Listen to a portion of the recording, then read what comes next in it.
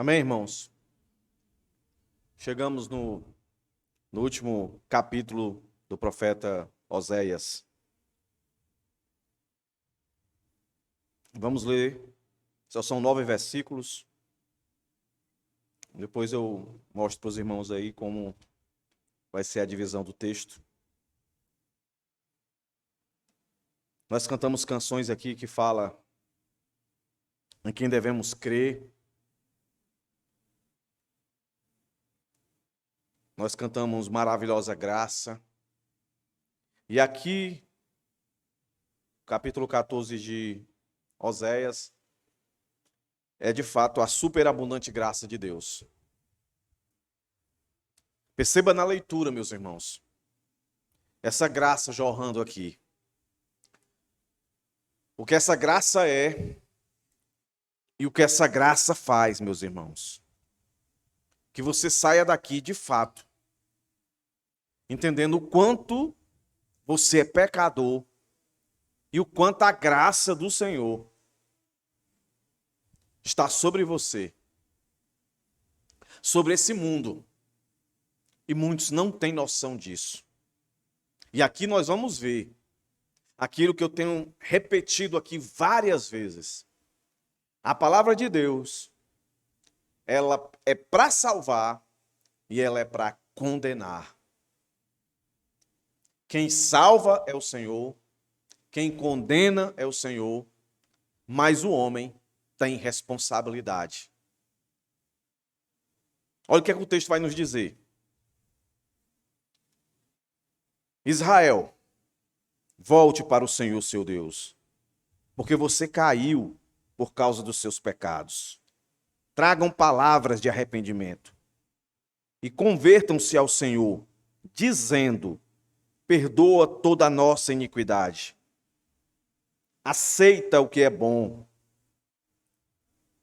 Em vez de novilhos, os sacrifícios dos nossos lábios. A Síria não nos salvará, nem iremos montados em cavalos, e não mais diremos as obras das nossas mãos, que elas são o nosso Deus, porque só em ti o órfão encontra misericórdia. Vou curar a rebeldia deles, vou amá-los de boa vontade, porque a minha ira se afastou deles. Serei para Israel como orvalho, ele florescerá como lírio, e lançará as suas raízes como o cedro do Líbano. Os seus ramos se estenderão, o seu esplendor será como o da oliveira, e a sua fragrância como a do cedro do Líbano. Os que se assentavam à sua sombra voltarão, serão vivificados como o trigo e florescerão como a videira. A sua fama será como a do vinho do Líbano. Ó Efraim, que tenho eu a ver com os ídolos? Sou eu que ouço as suas orações e cuido de você. Eu sou como o cipreste verde. De mim procede o seu fruto. Quem é sábio, que entenda estas coisas. Quem é inteligente, que as compreenda. Porque os caminhos do Senhor são retos, e os justos andarão neles, mas os transgressores neles cairão. Vamos orar mais uma vez, meus irmãos. Deus, muito obrigado por mais uma vez estarmos aqui com liberdade de orar, de ler a Tua palavra, de cantar a Tua palavra, de ouvir a Tua palavra direcionada como um sermão, como uma pregação, com o propósito da nossa edificação, mas que estejamos com nossos corações abertos para mais uma vez, Senhor, ser confrontado com a Tua palavra, ser consolado com a Tua palavra, temer diante dela, se alegrar diante dela, se sentir privilegiado diante dela, se sentir envergonhado diante dela. Que todos os nossos pensamentos, Senhor, possam estar direcionados àquilo que precisamos ouvir, àquilo que precisamos entender, para que a responsabilidade que é dada a cada um de nós possa ser cumprida.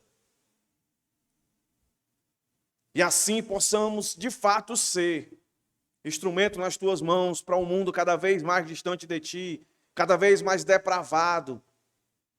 Que possamos adquirir força no poder do teu Espírito Santo para viver conforme a tua vontade, caminhando em santidade, na preservação do teu poder, Senhor. Abençoa cada um nessa noite aqui. Seja a criança, seja o adolescente, seja o jovem, seja o senhor, seja a senhora. E todos aqueles que possam me ouvir de alguma maneira.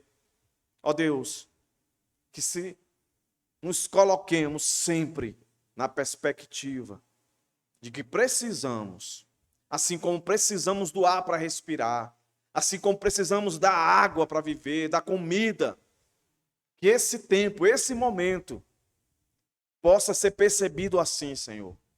Perdoa os nossos pecados, nossas falhas, ó Deus, a nossa frieza, o nosso distanciamento, a nossa hipocrisia, perdoa-nos, Senhor.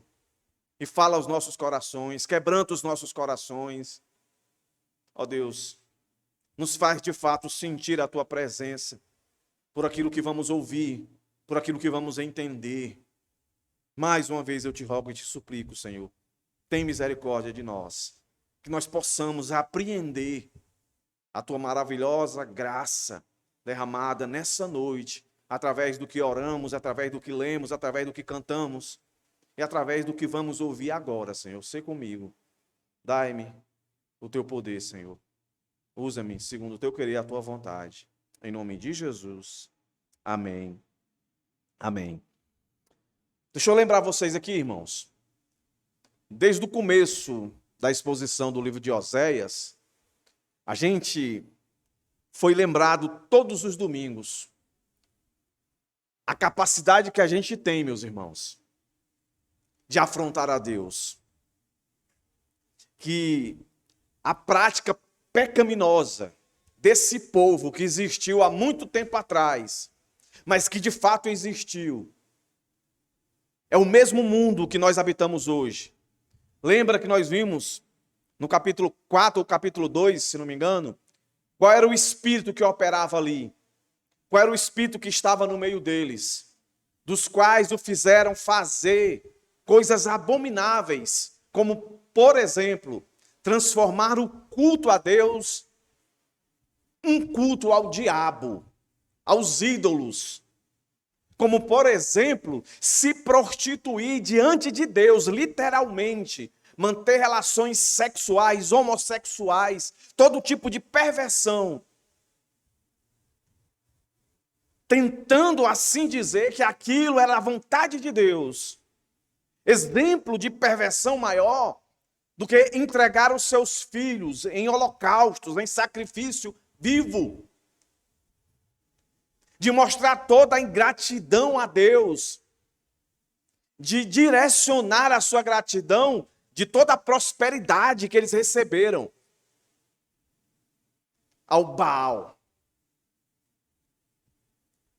Nós vimos isso em todos os capítulos, mas sempre raiava um versículo, 2 versículos, às vezes uma perícope, às vezes um capítulo. O Senhor sendo gracioso, mostrando toda a sua misericórdia, mostrando toda a sua superabundante graça.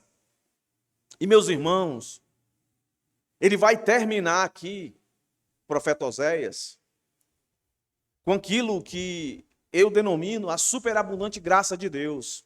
Como é que a gente divide esse texto aqui? Deus é o personagem principal aqui. E mais uma vez, fica provado, meus irmãos, que toda a mão de juízo de Deus para com os seus filhos, por mais que doa, que os faça sofrer, é sempre com o intuito de levá-los ao arrependimento. Não tem, em hipótese alguma, meus irmãos, como nós nos arrependermos se não formos castigados com a mão poderosa de Deus. A mão poderosa de Deus nos castigando nada mais é, por mais que seja difícil equacionar isso, mas a mão punidora de Deus sobre os seus, por mais que doa, por mais que provoque as dores mais profundas, na nossa alma, aqui nesse mundo perecível. Mas nada mais é, meus irmãos, do que a superabundante graça de Deus. Vou dar uma ilustração aqui para você. Se você é surdo, mudo e cego, e você insiste em ir para um precipício, qual é a única maneira de parar você, de fazer você entender? É eu ir lá ao seu encontro e lhe puxar. Você não consegue me escutar, eu falo, você não entende. Você não consegue ver aquilo que está diante de você. Só tem um jeito. Eu vou lutar com você. E eu vou mudar a sua direção. Você não vai entender, mas é para o seu bem. É o braço da superabundante graça de Deus nas nossas vidas. O crente persevera sempre foi e sempre será a base de castigo. Mas entenda, o castigo de Deus é a superabundante graça de Deus. Como é que eu divido esse texto, meus irmãos? Verso de 1 ao 3. A necessidade de arrependimento. Verso 4 a 8. A certeza da restauração. Verso 9. Um importante alerta. Quem demonstra e chama para essa necessidade de arrependimento é o próprio Deus. Quem dá certeza para aqueles que vêm, e ele vai usar essa expressão de volte, venha, é Deus, ele garante. E se você percebeu na leitura do verso 4 e 8, olhe que restauração super fantástica. E no verso 9 é onde a gente encontra base bíblica para dizer, meus irmãos, que a palavra de Deus, ela é tanto para salvar quanto para condenar. A palavra de Deus é para levar homens e mulheres a andar em retidão. A palavra de Deus é para levar homens e mulheres a tropeçarem e receberem o juízo final de condenação. O que é que a gente tem que fazer? É escolher. Deus é soberano, mas nós temos responsabilidade. E aqui ele chama isso. E essa escolha não é para qualquer um. E essa escolha, nós vamos ver, quando chegar nesse verso 9, que não é baseada pelo que a gente vê, e nem é baseada, meus irmãos, pelo que a gente sente. Mas ela é racional. É só você olhar para o texto aí e diz, quem é sábio, que entenda. Quem é inteligente, que compreenda. E quando ele diz isso, esse verso 9, ele está chamando a atenção para toda a profecia de Oséias. Eu vou dizer uma coisa para vocês, e levem a sério o que eu vou dizer aqui para vocês. Levem a sério, todos vocês. Desde o primeiro sermão, que eu chamo de panorama, até esse aqui, nenhum de nós é mais inocente acerca de tudo foi falado. Aí você diz assim, pastor, eu não vim num culto tal, eu faltei o culto tal. A mensagem está na internet. Essa mensagem, essas mensagens, essas exposições, pode ser para você caminhar no caminho reto. Mas pode ser para você tropeçar. Usando as palavras do escritor de Hebreus, coisa horrível, coisa horrenda, é cair nas mãos do Deus vivo, um Deus que é fogo consumidor. As pessoas não deveriam tremer aos demônios. Devem temer, porque demônio tem mais poder do que nós. Ele só vai ser mais fraco do que nós se nós estivermos vestidos com a armadura, quarta-feira, devocional, com a armadura de Cristo. Do contrário, ele é poderoso. Olha o que foi que ele fez com esse pessoal. Ele pode estar fazendo isso com você. Agora, quem o indivíduo racionalmente pensar, a quem ele deve temer e tremer, assim como os diabos temem e tremem, é a Deus. Porque Mateus vai dizer que ele tem o poder de matar e pegar a alma do indivíduo e jogar no inferno. Mas esse Deus, quando ele fala com os seus, ele diz tudo isso, mas ele termina sempre dizendo: volte para mim, porque eu restauro. E eu sou palavra de sabedoria para você, de inteligência para você. Não para você ver alguma coisa, não para você sentir a priori, mas para você entender. Aí você entendeu? Beleza. O que você vai ver vai ser correto, o que você vai sentir? Correto.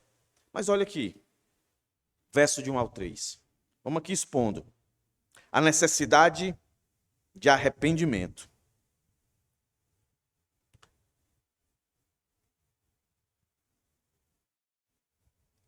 O Senhor diz: Israel. Aqui nós podemos entender Israel, reino do norte, como também Israel como um todo. E aí junta também Judá, o reino do sul. Mas, especificamente, o Senhor vai estar falando mais, se fosse transformar em porcentagem aqui, 70% para o reino do norte e 30% para o reino do sul. Porque vai aparecer, ó Efraim, no verso 8. Então parece que a palavra é mais direcionada para o reino do norte, mas o reino do sul está aqui, com esse nome Israel aqui, com a representação de todos, de todo o povo de Deus. Aí aparece uma palavra importantíssima aqui, meus irmãos, que é essa palavra volte. Essa palavra volte, ela também pode ser entendida como desvie o caminho que você está indo. O caminho que você está indo não é um caminho correto. Desvie.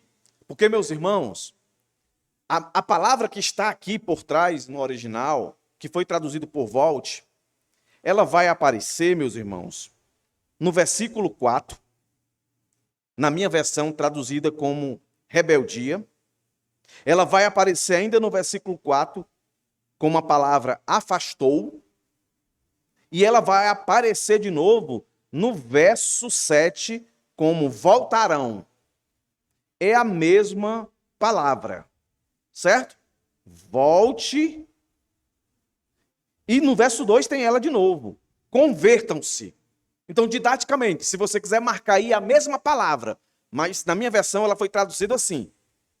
Volte, verso 1.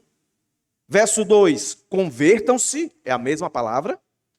Você vai para o verso 4 agora, rebeldia, é a mesma palavra. Quando não é a mesma palavra, literalmente tem a raiz da palavra.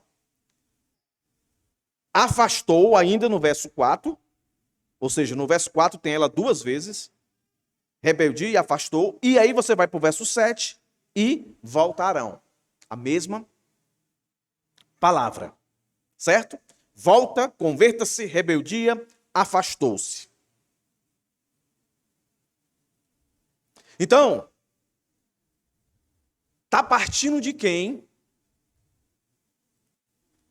a vontade e o desejo de arrependimento para esse povo? Está partindo de quem, meus irmãos? Se você percebeu no fluxo da leitura, está partindo de Deus.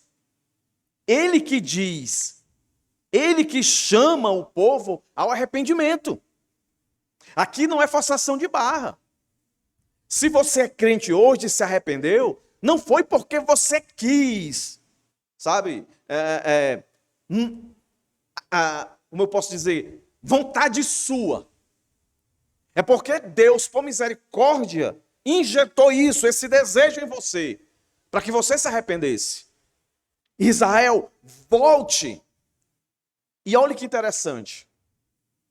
Aqui eu sempre vejo a superabundante graça de Deus. Volte para o Senhor. Ele não diz, volte para a vida que você tinha antes comigo. Volte pensando naquilo que eu já fiz por você. O chamado ao arrependimento, meus irmãos, que Deus faz aqui, é o chamado de arrependimento em todos os locais da Bíblia. É um chamado para que aquele que precisa se arrepender, olhe para aquele que pode perdoar, que pode salvar, que pode restaurar. Olhar para Jesus. Por isso eu desconfio muito, meus irmãos, quando uma pessoa vai dizer, eu sou crente, mas como foi a sua conversão? E ele fala um monte de coisa que pode até fazer parte da conversão, mas ele não fala aquilo que é o principal. Foi eu me voltei para Cristo. Eu olhei para Cristo e eu vi as minhas mazelas ao olhar para Ele e vi que só Ele poderia tratar as minhas mazelas. E eu também, quando olhei para Ele, eu percebi o quanto eu o ofendia e o quanto Ele poderia me fulminar naquele momento, acabar com a minha vida naquele momento. É um misto de desespero e de alegria. E quando o profeta está dizendo isso, é Deus falando, está dizendo, com outras palavras, vocês se afastaram de mim, vocês se desviaram de mim, e esse caminho que vocês estão indo, eu quero que vocês desviem e voltem para mim, porque eu nunca deixei de ser o Senhor de vocês. Irmãos, vocês compreendem isso? Eu comecei introduzindo a perversidade, a depravação, a afronta que esse povo causou a Deus, e Deus está dizendo agora, desvie esse caminho aí, volte para mim, porque eu não sou só o seu Senhor, o seu soberano, eu sou seu Deus. Olha aí, irmãos, seu Deus. Diga para mim, irmãos, se isso não é superabundante graça. Um Deus dizer, eu sou seu Senhor, eu sou o seu Deus, muito embora vocês tivessem se desviado de mim, se afastado de mim. Aí agora, ele vai dizer o motivo do desvio. E ele não vai relatar os pormenores. Ele vai dizer em uma palavra o motivo. E depois ele vai dizer em uma palavra a causa. Olha o motivo aí. Porque você caiu. Ou seja, você não está mais em pé, você está caído. Mas por causa de que você caiu? O motivo de você desviar, de você mudar a direção, se afastar de mim, é porque você caiu.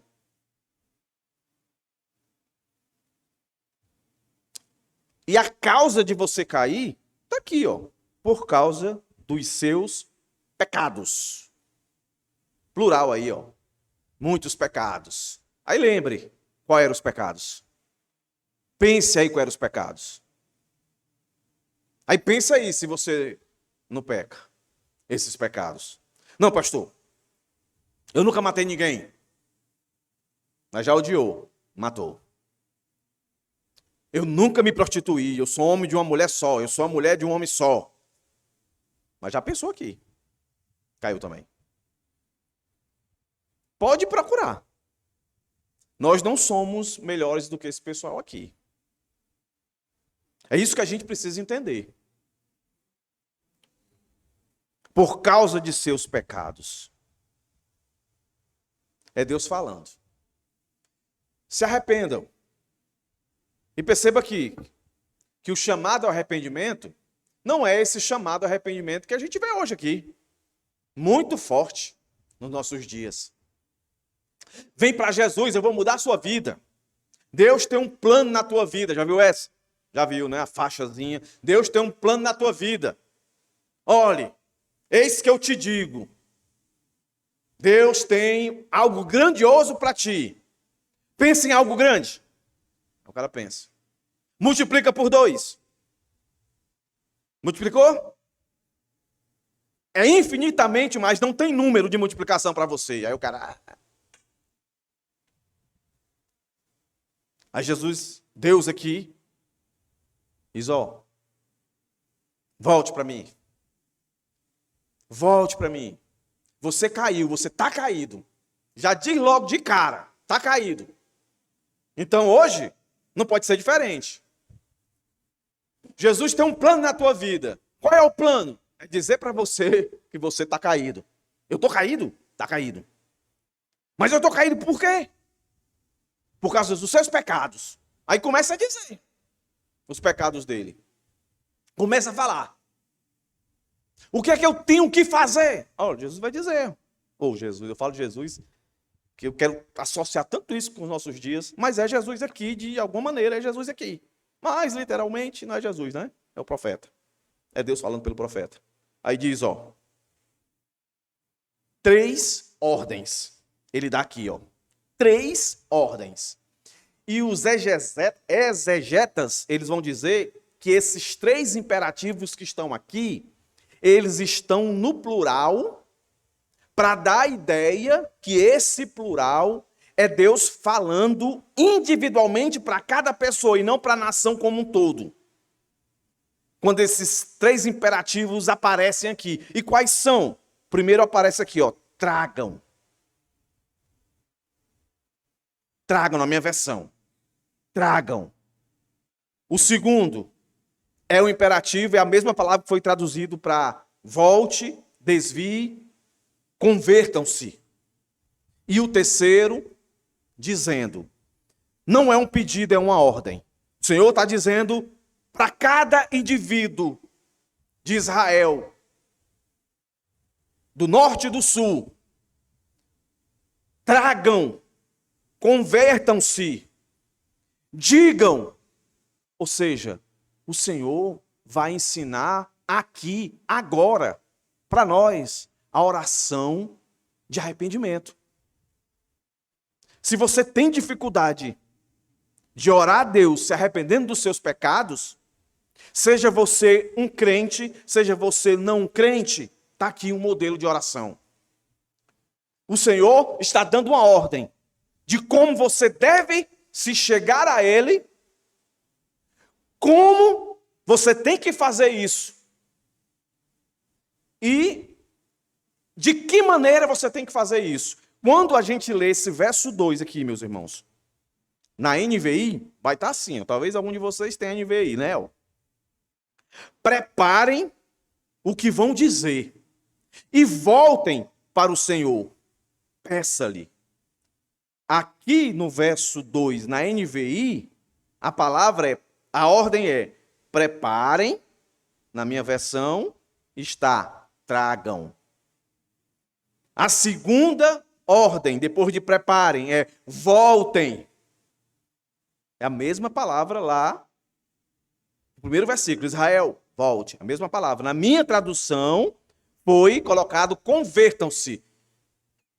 Perceba que a ideia é de converter, mudar a direção, volte. A terceira palavra na minha versão é dizendo, aqui na NVI, é peça-lhe. E a NVI diz, perdoa todos os nossos pecados e por misericórdia, recebe-nos para que te ofereçamos o fruto de nossos lábios. Aí, meus irmãos, se tem ordem na primeira parte do versículo 2, o Senhor está dizendo como você suplicar. Em 3 palavras, como você suplicar. Na minha versão, a primeira palavra é perdoa. A segunda palavra é aceita. A terceira palavra, ela está oculta na minha versão. Mas dá a ideia de recebe o sacrifício dos nossos lábios. Aqui na versão da NVI vai dizer para que te ofereçamos. Quem oferece alguma coisa está querendo daquele que ele está oferecendo que receba. Daí a ideia de, na minha versão, está oculto aqui. Querem sacrificar sacrifício dos lábios. Para quem? Para Deus. Então eles querem que esse sacrifício seja recebido. Então olhe, meus irmãos, o Senhor chega para esse povo tão depravado e diz: desvia o caminho, não vá por aí não. Eu sou o Senhor de vocês, eu sou o Deus de vocês, não vá por aí não, não vá não. Aí é queda, aí é pecados e mais pecados e mais pecados. Obedeça o que eu vou lhe dizer agora, é uma ordem, é uma ordem. Tragam, convertam-se, digam isso aqui. Ou seja, se coloquem numa posição para falar comigo. Se preparem. Voltem, na versão NVI. Peçam. Se dizem para a minha pessoa. Foque em mim. Deus está dizendo aqui, ó, foque em mim. Se coloque de pé diante de mim. O modo, se preparem. Como? Se desviando. Saindo de onde você está indo para vir em minha direção. E peça. Peça o quê? Peça perdão. Peça que eu receba. Que eu aceite o perdão de vocês. E que eu aceite. E que eu receba o sacrifício de vocês. Preste atenção. Olha para o verso aí. A parte B. Perdoa toda a nossa iniquidade. Iniquidade, pecados. Iniquidade, depravação, prostituição, lascívia, traição, adultério, idolatria, avareza, tudo que não presta, iniquidade. Senhor, chegue assim diante de mim. É uma ordem. Chegue assim. Senhor, perdoa toda a minha iniquidade. Aceita-me, porque tu é bom. É a ideia que o texto está dizendo. Aceita-me, Senhor, porque eu tenho consciência que tu é bom, que tu é justo. Olha meu coração. Eu me arrependo da minha iniquidade, das práticas que tanto te afrontaram, que tanto escandalizaram, ao ponto de nós perdermos a nossa influência aqui, nesse tempo, nesse mundo, e ser considerado fracos, escárnio para esse mundo. Manchamos o teu nome. As pessoas não olham mais para nós, uma nação do Deus Todo-Poderoso. Nós envergonhamos o teu nome com as nossas iniquidades.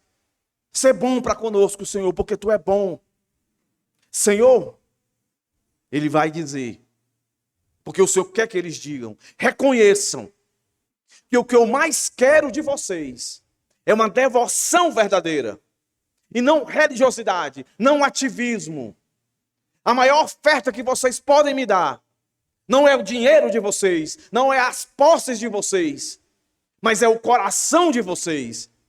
Por isso, sacrifiquem louvores, dizendo quem eu sou, o que eu fiz, o que eu faço, o que eu farei.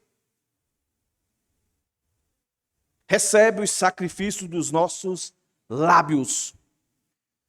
O salmista vai dizer, né? Os nossos lábios, que nós possamos fazer sacrifício dos nossos louvores a ti.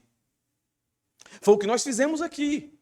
O ponto é, se o que nós fizemos hoje aqui, o que nós cantamos, foi de fato sacrifícios de louvor, entendendo quem é esse Deus, que Ele é bom, que é um Deus justo, que é um Deus que tem a mão poderosa para salvar, para condenar, para consolar, para castigar. E nós trememos diante dele, nós nos alegramos diante dele. Por isso, meus irmãos, que quando eu estou aí embaixo, eu estou aqui em cima, e eu começo a cantar, meus irmãos, o meu coração ele é tomado pela racionalidade de olhar para a letra. Nós cantamos aqui, não sei porque de Deus o amor a mim se revelou. Mas eu sei em quem tenho crido, eu estou bem certo que é poderoso para guardar o meu tesouro até o dia final. Quando eu canto isso, eu me lembro dos meus pecados, que eu já pequei no passado, que eu peco ainda hoje. Esses dias, uns irmãos foram lá em casa e eu disse para eles: irmãos, nós não somos na igreja, no público, o que de fato nós somos no privado. É um grau de hipocrisia, e passa a ser hipocrisia que leva ao pecado mesmo. É quando você olha para isso e acha isso normal. Você não luta com isso. E quando você chega para louvar a Deus no público e você escuta uma canção, ou você ouve a oração de um irmão, ou a leitura do texto, não faz nada com você. Tem dias que a minha vontade era depois do louvor, tem dias, nem todo dia assim, me dá vontade de ir embora. Me sinto indigno de pregar. Digo, Senhor, dá não. Dá não, Senhor. Não aguento não. Você nunca passou por isso não? Uma crise assim? Eu não sou crente não. Eu não sou crente não. Não tem jeito não. Mas a gente sabe que é, sabe por quê? Porque a gente não desiste. A gente não desiste por quê? Porque tem esse Deus que espiritualmente ele está gritando isso toda hora para mim e para você. Se volte para mim. Não vá nesse caminho aí não. De frieza, esse caminho de religiosidade. Não vá por aí não. É queda. E a gente só cai por causa do pecado. Não tem queda sem pecado. E pecado é afronta a Deus. E não importa a dimensão dele, é pecado e pronto. O que vai importar é a consequência dele para nós. Que elas podem variar. Então, do verso de 1 ao 2 aqui, o Senhor soberanamente vai lá para aquele povo, porque eles, se não for Deus falando, eles não voltariam. Voltem. E voltem assim. Aí está lá. Verso 2. Tragam, convertam-se, dizendo assim, peça perdão, e peça para o Senhor aceitar, e peça para o Senhor receber, né, os sacrifícios dos lábios de vocês. Agora, não pode deixar de faltar na oração de arrependimento. É você ter consciência aonde foi que você caiu. E aqui, o verso 3 vai resumir aonde o povo caiu e pecou. Quem foram que os fizeram cair e pecar? Olha aí o verso 3. Olha o reconhecimento aí, ó. A Assíria não nos salvará. O que isso quer dizer? Deus está lembrando eles, ó, quando vocês orar a mim, reconheçam que salvação é só em mim. Vocês achavam que era na Síria. Mas é a Síria. Foi a Síria que castigou vocês. Foi a Síria. Alguns acreditam que esse capítulo 14 é pós o exílio. Alguns acreditam não, que é uma promessa de Deus dizendo, ó, tudo aquilo que eu disse da Síria, a Síria vai fazer. Mas eu quero que vocês se arrependam e entendam que salvação mesmo nunca foi a Síria para vocês. Nunca foi. Está faltando mais alguém aqui. Quando eles não iam para a Síria, eles iam para onde? Buscar salvação, buscar consolo, conforto, estabilidade. Quem, irmãos? Egito. E o Egito está aqui.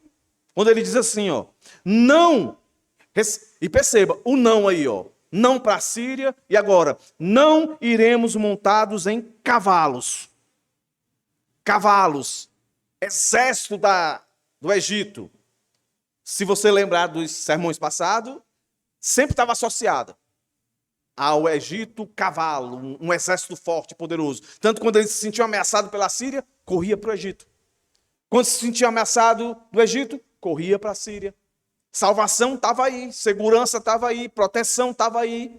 E Deus está dizendo, na oração de arrependimento, você tem que lembrar onde foi que você caiu, onde foi que você pecou, em desconsiderar a minha soberania.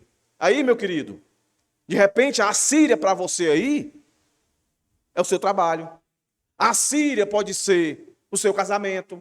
A Síria pode ser o seu projeto de vida. Assim como o Egito. Pode ser o seu emprego, pode ser o seu casamento, pode ser o seu marido, pode ser a sua esposa, pode ser os seus filhos, pode ser uma posição, pode ser qualquer coisa. Qualquer coisa que tire o seu foco onde está a sua verdadeira salvação, segurança, provisão, proteção. Mas falta uma coisa aqui ainda. Esse povo caiu e manifestou publicamente toda a sua depravação por desprezar a Deus e confiar em reis humanos. Mas falta uma coisa mais ainda, que o Senhor deixou bem colocado para que eles não caíssem em hipótese alguma. E não diremos, terceiro não, e não diremos as obras das nossas mãos, que elas são o nosso Deus. Idolatria. Então Deus está dizendo assim, ó, quando vocês voltarem para mim, voltem orando assim. Senhor, perdoa, aceita, recebe. Nós erramos em confiar nossa salvação à Síria. Nós erramos em confiar a nossa dependência, estabilidade ao Egito. Nós erramos, Senhor, quando com as nossas mãos, com os recursos que o Senhor nos deu, a riqueza, a prata, nós construímos ídolos e nós dedicamos a Ele adoração. Não faremos mais isso, Senhor. Nós temos consciência agora dos nossos pecados e erros. É o que eles dizem agora?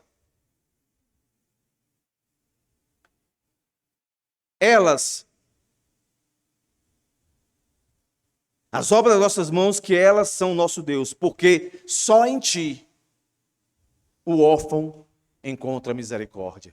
Quando eles dizem assim, o órfão, eles estão querendo dizer assim, de fato, nós nunca tivemos distantes de ti, desviados de ti, Senhor.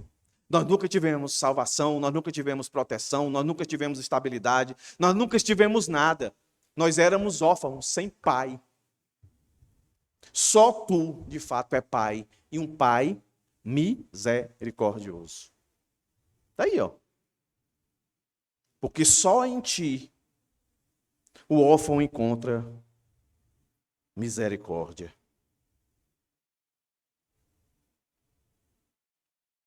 E tudo isso aqui aconteceu por quê, meus irmãos? Porque eles cederam espaço para um espírito que operava no meio deles. Eles não consideraram essa guerra espiritual sorrateira. E aí não tem como eu não fazer um link, né? Com o que nós estamos estudando no devocional das quartas-feiras. A verdadeira guerra espiritual. A verdadeira guerra espiritual não é o diabo possuir você. A verdadeira guerra espiritual não é o diabo empobrecer você, fazer você perder o emprego. A verdadeira guerra espiritual de Satanás é fazer você perder a fé. Se você perder a fé, você perde a esperança. E nós fomos criados para ter fé e esperança. Se nós não tivermos fé e esperança em Deus, nós vamos procurar uma Assíria, nós vamos procurar um Egito. E se a gente não encontrar nenhum nem outro, a gente cria um ídolo. E aí, relembro, pode ser o meu trabalho, pode ser o meu futuro casamento, pode ser o meu casamento, pode ser o meu filho. Ah, o meu filho, estou investindo nele, meu filho vai ser doutor, vai ganhar muito dinheiro, vai me sustentar, vai me livrar, vai me salvar da pobreza. Aí o menino vai, se torna um doutor, ganha dinheiro e bota você num asilo.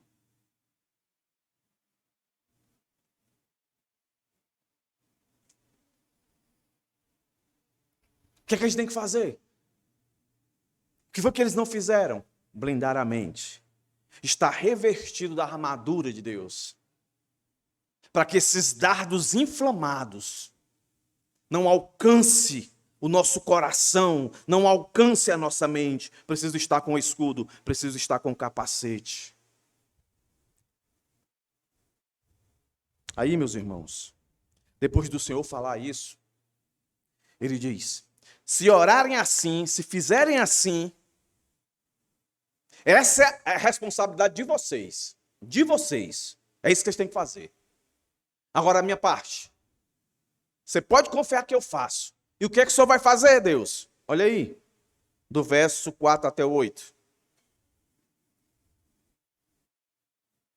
Vou curar a rebeldia. Lembra? A mesma palavra de voltar. Eu vou curar o desvio de vocês. Eu vou perdoar o desvio de vocês. Perceba que quando Deus ia falar de juízo, ele falava de enfermidade. Fazia algumas analogias da Assíria como uma doença que ia chegar sobre eles. É só você lembrar aqui, ó, do capítulo 6 de Oséias. Volta lá. Ó, a primeira palavra que aparece aí, se não é a nossa. A nossa palavra que foi traduzida aqui como volte, como convertam-se, como agora, do nosso verso em questão, verso 4. Na minha versão, eu vou curar a rebeldia de vocês. Está aqui a palavra de novo, ó. Venham, e aparece duas vezes, ó. Duas vezes, no capítulo 6. Venham, volte para quem? Para o Senhor. Porque Ele nos despedaçou, mas vai nos curar. Ele nos feriu, mas vai atar as nossas feridas. Então está aqui Deus dizendo: eu vou curar vocês. A queda, o pecado é uma doença. Em alguns locais vai dar a ideia de como se fosse um câncer. E Deus está dizendo aqui, ó, se vocês se arrependerem, não achem que isso aí vai ser o fim de vocês, não. Eu tenho poder para reverter isso, para restaurar isso. Vocês só precisam obedecer a minha ordem, se aproximar de mim, pedir perdão, implorar para que eu aceite, implorar para que eu receba o louvor de vocês. E vocês reconheçam onde vocês caíram e admitam que eu sou o único soberano, eu sou o único salvador, eu sou o único sustentador, eu sou o único provedor, que vocês dependem de mim e ponto. Aí eu vou curar esse desvio de vocês, essa queda de vocês, essa rebeldia de vocês. E olha o que ele vai dizer de novo agora. Eu vou amá-los de boa vontade. Meus irmãos, o que isso aqui está querendo dizer é que Deus vai amá-los independente do que eles fizeram. E que Deus está disposto a curá-los, a restaurá-los, não é porque eles vão prometer que não vão cair mais. Deus está chamando ao arrependimento e vai restaurar eles incondicionalmente, porque Deus é amor.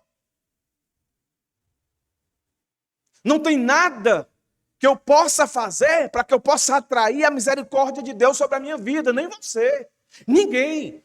Quando a graça nos alcançou, foi imerecido. Como diz lá em Efésios, pela graça sois salvos mediante a fé. Isso não vem de vós, é dom de Deus, é dom. Deus está dizendo, vou amá-los de boa vontade. Você pode entender assim, eu vou continuar demonstrando o meu amor por vocês. Lembra como é que começou? Oséias, vai lá. Aí Oséias representa Deus. Vai lá e pega Gomer, a prostituta, casa com ela. Tu vai casar com ela, vai ter filho com ela, e vocês viram lá quais eram os nomes que simbolizavam. Não será meu povo. Era sempre... E demonstrando ali o quanto o povo era infiel para com Deus. E Deus demonstrando na vida de Oséias, literalmente, o quanto aquilo não afetava o amor de Deus por essa nação. Mas que gerava ira em Deus. Mas Deus é bem resolvido, é diferente da gente. A gente não sabe mensurar onde é que está a ira no nosso coração, onde é que está o amor. Está tudo misturado. Deus é bem resolvido. Quando ele está irado, o amor dele não diminui. Quando ele ama, a ira dele não deixa de existir. Está tudo lá. Deus sabe aplicar de maneira graciosa, porque Ele é Deus soberano. Então, esse verso aqui, vou amá-lo de boa vontade, é provando que Deus sempre amou, que Deus não fica escandalizado, meus irmãos. Os pecados aqui relatados em Osés é para escandalizar a gente. Mas não tem nada que eu e você faça que diga assim, vala-me Deus. Agora pronto, agora essa aqui Deus não perdoa. Essa aqui é imperdoável. Não tem isso para Deus não. É só você lembrar, porque esse pessoal fizeram. Meus irmãos, imagina aí, você chegar num culto, Deus instituiu o culto para ser adorado. E as pessoas chegarem no culto e começarem a fazer depravações, pornografias. Como é que eu posso falar aqui? Não vou falar não, porque pode os irmãos escandalizar. Mas pense, imagine aí por um segundo, a esculambação que não era. Não afetava o amor de Deus pelo seu povo. Por isso que ele começa dizendo, eu sou o Senhor de vocês, eu sou o Deus de vocês. E ele vai e diz mais, porque a minha ira, aí aparece a palavra de novo, se afastou. O que ele está querendo dizer? Usando o mesmo padrão da palavra, a minha ira, eu vou desviar de vocês. A minha ira só está em direção de vocês enquanto vocês continuarem me rejeitando. Enquanto vocês continuarem me ofendendo. Enquanto vocês continuarem endurecidos e não se arrepender. É a minha ira. Mas eu desvio. Eu tiro. No caso aqui, eu afasto deles, de vocês. E aí ele começa a dizer agora, de fato, com essas ações de que eu vou curar, eu vou amar, eu vou desviar a minha ira, afastar a minha ira, vocês vão ser agora, ao que ele diz, ele vai usar a agricultura, ele vai dizer, serei para Israel, o que é que eu vou ser para vocês? Lembra, em outros textos que a gente viu, o Senhor dizendo que ia ser um leão, e foi no texto passado, né? Não foi no texto distante, não. Foi no capítulo 13, né? Que ele diz no verso 7. Capítulo 13, olha aí, Olha que mudança, hein, irmãos?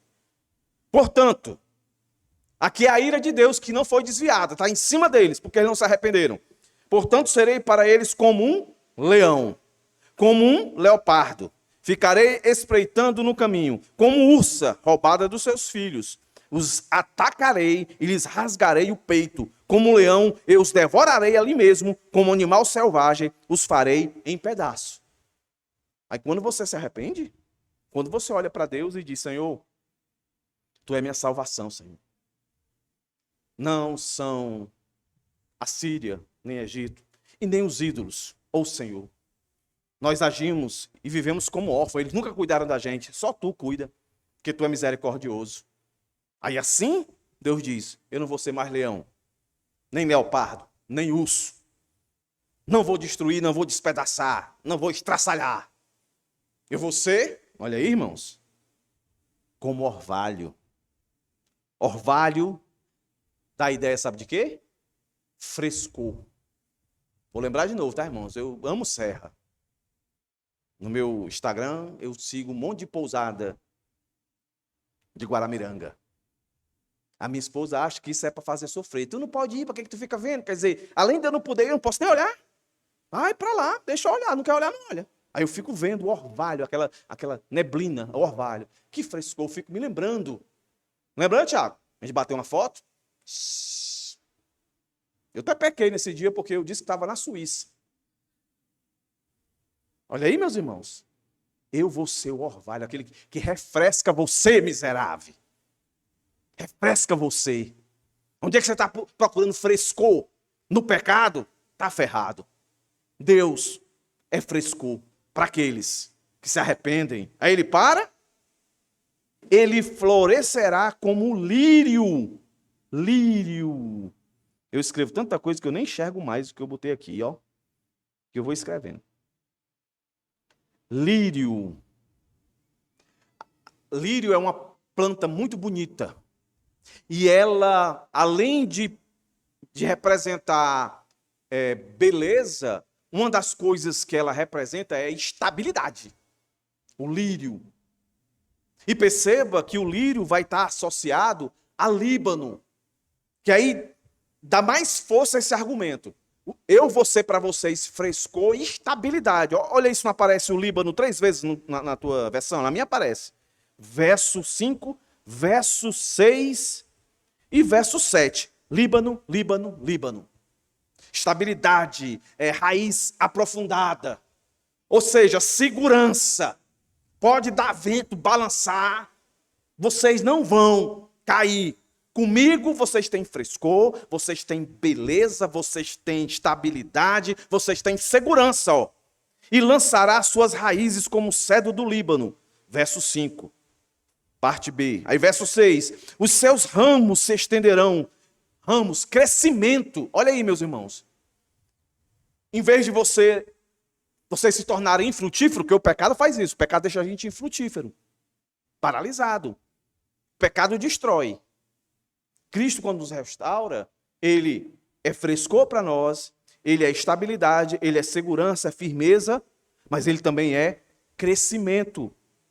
Os seus ramos, verso 6, se estenderão e o seu esplendor será como o da oliveira e a sua fragrância como do cedro do Líbano. Olha aí, irmão. Fertilidade, não é? E aí o verso 7 é restauração mesmo, olha aí, ó.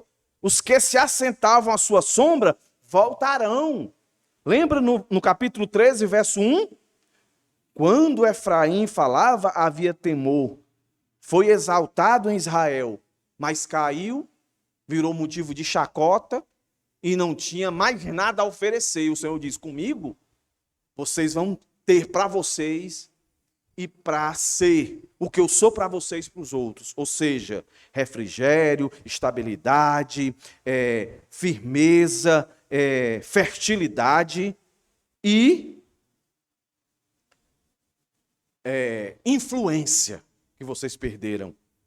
Ele diz, ó, serão vivificados como trigo e florescerão como a videira, a sua fama será como a do vinho do Líbano. A fama que eles tinham antes era uma fama de que perderam, não tem mais nada a acrescentar e viraram escravos, foram escravizados, tanto o reino do sul como o reino do norte, os dois. E o Senhor diz, aqueles que se arrependem, é isso que tem de mim. Aí o verso 8, aqui salta a soberania de Deus.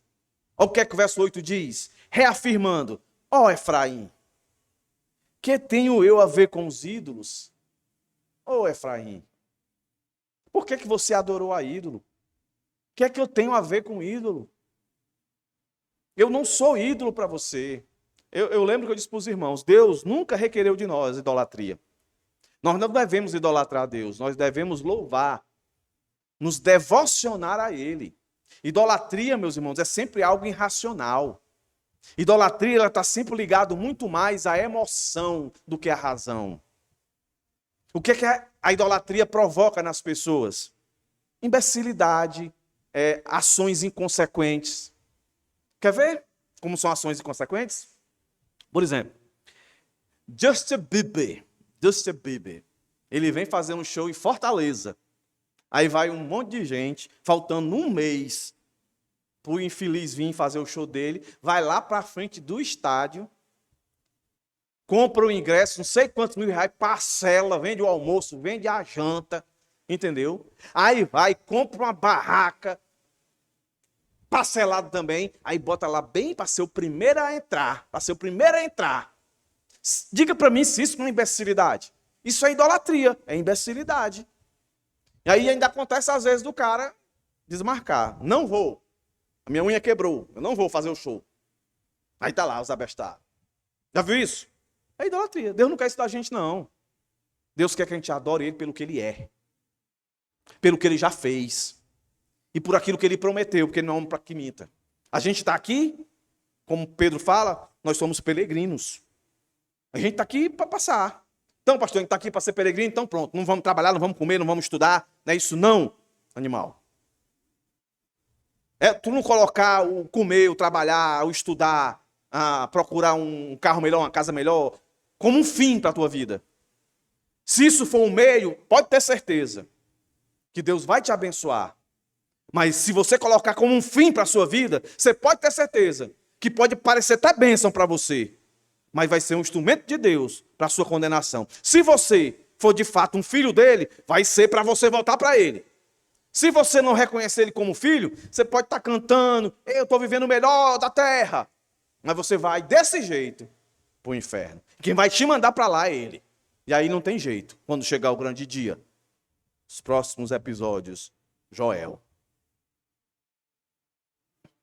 Aí ele diz duas coisas, que eu e você. Eu não preciso saber o que é que está acontecendo na sua vida. Eu não preciso saber em detalhes, embora que eu sei de algumas coisas que está acontecendo na vida dos irmãos aqui. Eu sei algumas coisas que estão acontecendo na sua vida, eu sei. Mas eu preciso que você saiba dessas duas coisas agora que está aqui no final do verso 8.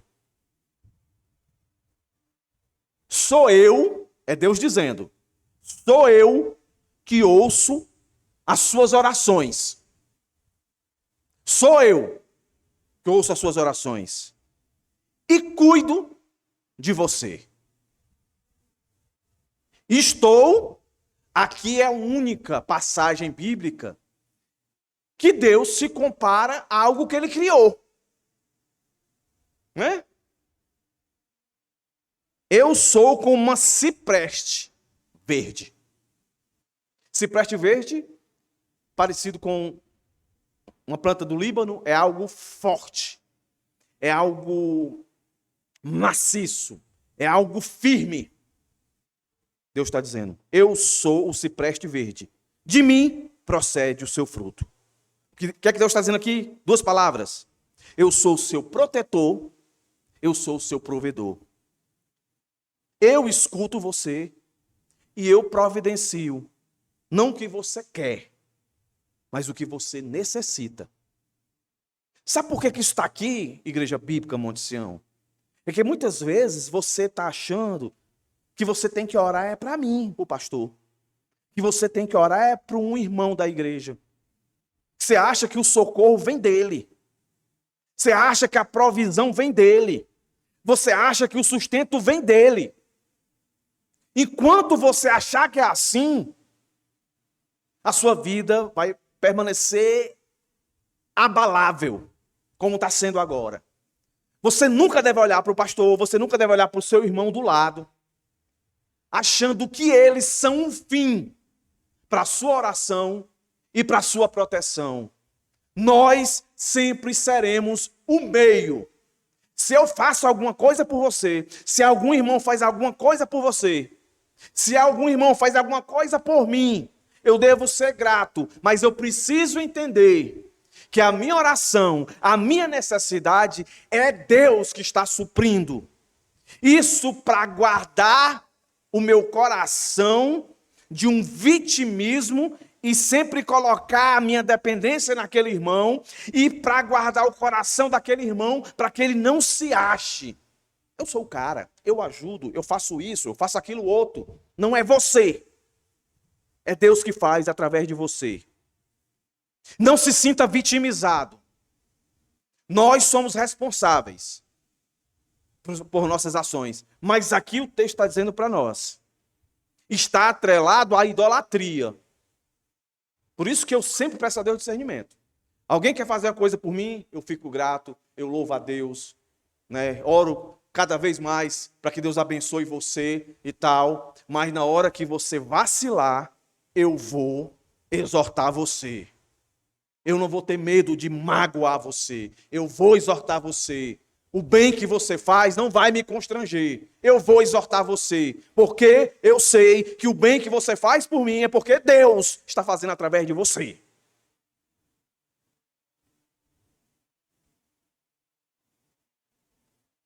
Aí, meus irmãos, o Senhor fecha a sua profecia em Oséias, nos chamando, como eu coloco aí, a um importante alerta. Quem é sábio, entenda estas coisas. Quem é inteligente, que as compreenda. E aqui é interessante o jogo de palavras. Eu fiz uma tradução minha. Minha tradução. Com toda, como eu posso dizer, humildade, tá, irmãos? Essa aqui você não vai encontrar em canto nenhum. Essa aqui, tradução, pastor Iranildo Monteiro de Medeiros. Vai lá. Se quiser anotar, eu vou falar bem devagarzinho. Bem devagarinho. Quem é sábio, que considere, que compreenda estas coisas. Quem considera, quem compreende, que as conheça, perceba, discirna. Vou repetir de novo. Ó. Quem é sábio que considere. Na minha versão diz, quem é sábio que entenda. Entenda pode ser traduzido como considere ou compreenda. Certo? Então, por isso que na minha tradução, eu preferi colocar assim, quem é sábio que considere estas coisas. Que estas coisas? Tudo que foi escrito aqui, do capítulo 1 até agora. Estas coisas. E aí ele vai dizer, quem, na minha versão, vai dizer, quem é inteligente, eu entendi que melhor seria quem considera que as conheça. Na minha versão diz que as compreenda. A palavra compreenda aqui, que foi traduzida com compreender, é a mesma palavra, se você for lá para o capítulo 6, ela aparece. Como? Como eu traduzi aqui, ó, conheçam. Está aqui, ó. Venham, a partir do verso 1, capítulo 6.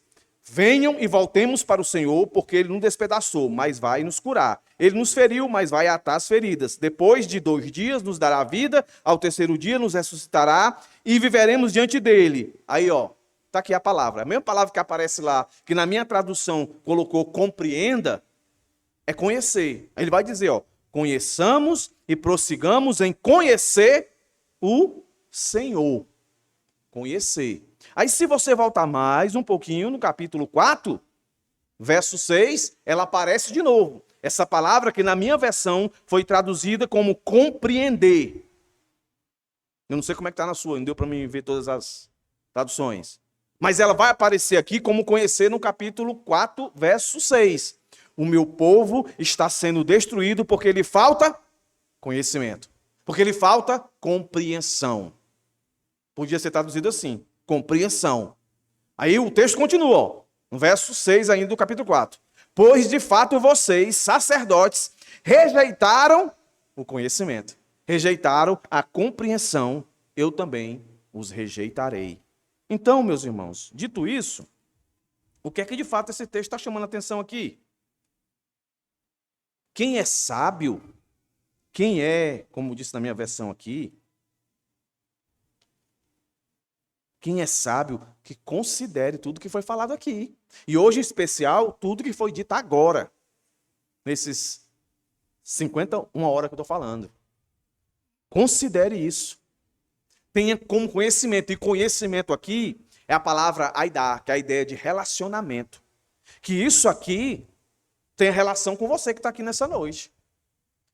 Isso aqui tem intimidade com você nessa noite. Tudo que foi falado aqui, que isso toque em você. Que você precisa se arrepender. Se você está com um caminho desviado, volte para o Senhor. E como é que você volta? Se arrependendo. Como é que você se arrepende? É pedindo. É pedindo para que o Senhor receba, que o Senhor aceite o seu louvor e a sua adoração. E que você compreenda, que você conheça de fato quem é o Deus. É o Deus que restaura você. É o Deus que é refrigério. É o Deus que é estabilidade, é o Deus que é firmeza, é o Deus que é segurança, é o Deus que provê, é o Deus que sustenta, é o Deus que protege, é o Deus que é soberano.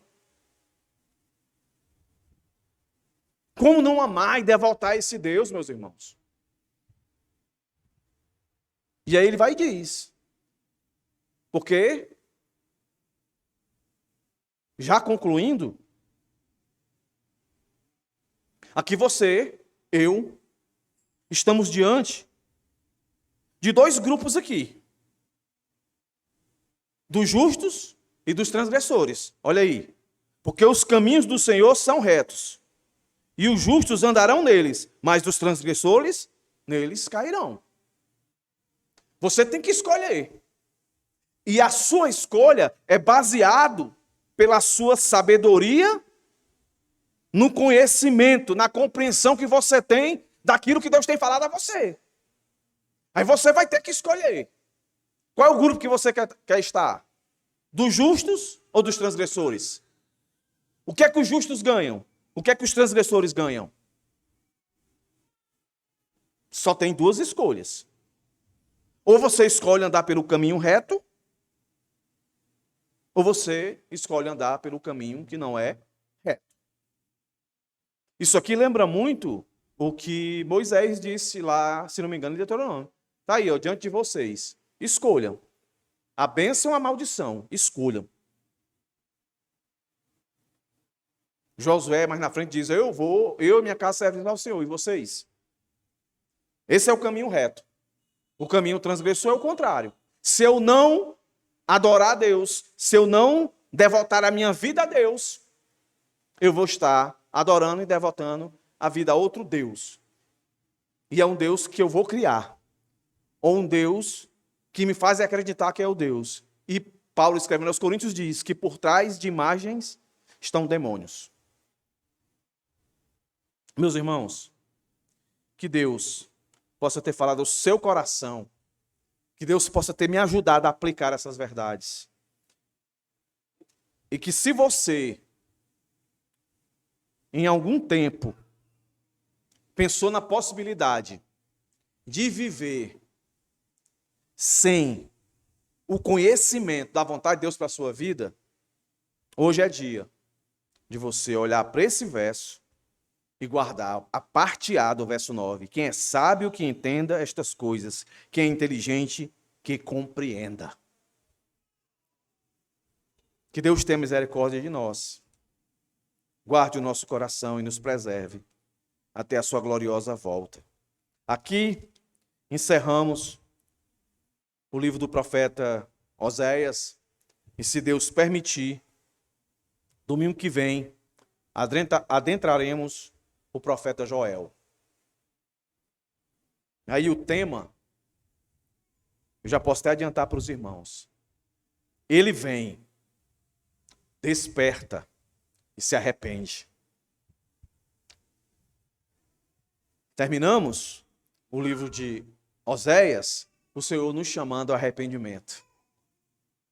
Nós vamos adentrar o livro de Joel, o Senhor nos chamando para se arrepender.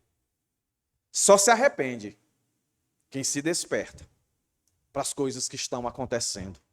O Deus que agiu no tempo de Joel é o Deus que age no nosso tempo. Vamos ficar de pé, meus irmãos. Vamos orar agradecendo ao Senhor. E ainda de pé, os irmãos ficam aí para os anúncios que vão vir.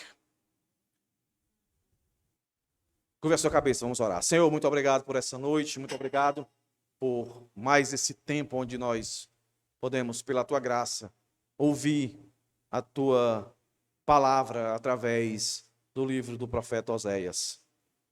Que o Senhor possa nos encorajar a ser entusiasmados, desejosos, apaixonados pelo livro de Joel. Que os irmãos aqui nessa noite sejam incomodados durante a semana a ler os capítulos de Joel, que são tão poucos.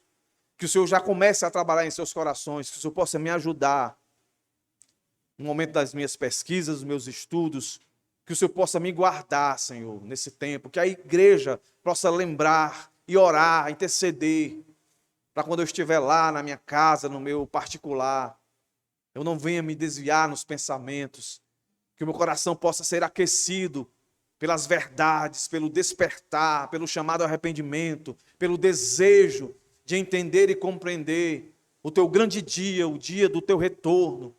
Ó Deus, abençoa a Igreja Bíblica Monte Sião, salva a pessoa no meio de nós, restaura, Senhor, vivifica. Ó Deus, reconcilia o teu povo. Em nome de Jesus, Pai, preserva-nos. É que eu te peço e te rogo, hoje e sempre. Amém. Amém.